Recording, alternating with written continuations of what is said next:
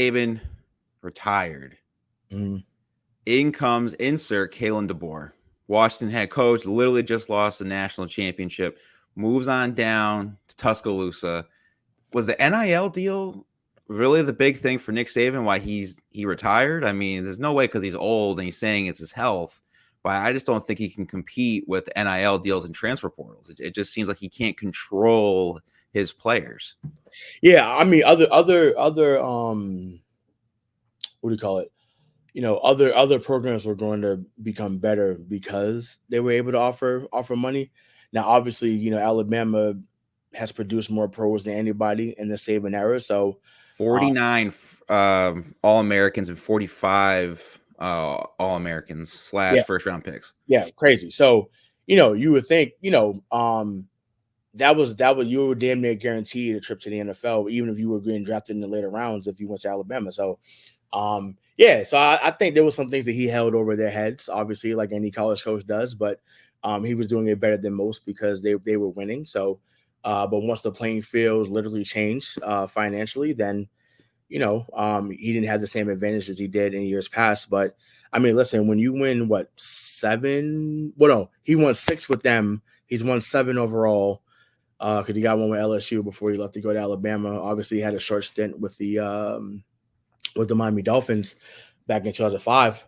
Hell of a career there. So Saban's been doing. Oh, for sure. Oh, absolutely. I don't know who Dan is, but what's up, Dan? But yeah, for sure. It's that's Sunny Days Jerry. He does Sunny Days report on Sundays and Thursdays. He's also on one of my co-hosts for Blue Shirts Banner. So shout out Gotcha. Jerry. Okay, yeah. No. Absolutely, Dan. Absolutely, he was. Absolutely, they was giving money to guys long before it was a thing publicly before it was taboo. So yeah. So I mean, listen, 7 national championships. Who knows? I'll take it for face value. Maybe he it was starting to deteriorate his health, and he said, you know what, let me just move on.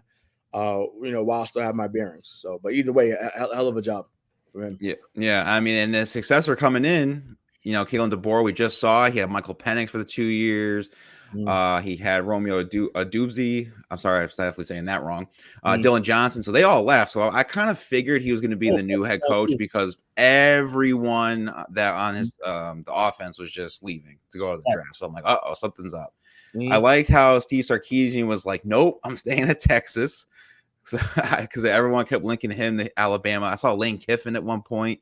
They were linking him to Alabama. I was like, no, he's not going back.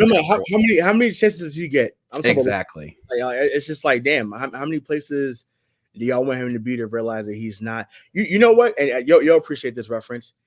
He's the college version of Josh McDaniels. Oh, absolutely. Like it's like it's not even close. So how many chances do you want to give this man before you realize he's not the guy to be at the helm? Once again, very good coordinator, very good, assistant for sure, but not to be the guy. He a guy, sure, but not the guy. Yeah, absolutely. And I kept seeing too Dan Lanning, Oregon head coach. He said he was going to stay at Oregon, which is fine. I mean, he's building a program up there. They still have never won a national championship, so good luck. Also, too, I'm going to throw some shade. That is Mario Cristobal's teams up there with how the recruiting went. So I don't give Dan Lanning too much credit yet until he actually wins on his own, but that's just throwing some shade. But Kalen DeBoer, obviously 25-3 with Washington, 37-9 overall. And the FBS, I think in the FCS at Sioux Falls, he was 67-3.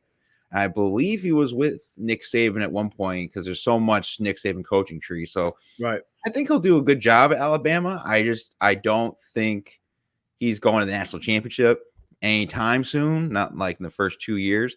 I feel like he's going to be a Mario Cristobal where he's going to, recruit, get everything in place because of what Nick Saban's done. I mean, you're not going to get a lot of recruits because Nick Saban's not there. You can't guarantee with Kalen DeBoer if he's going to elevate the first round draft picks for when you go there. So, I mean, we'll see how it is, but I mean, hats off to Nick Saban, though. I mean, best to ever do it in the college football game. He has more wins than Bear Bryant.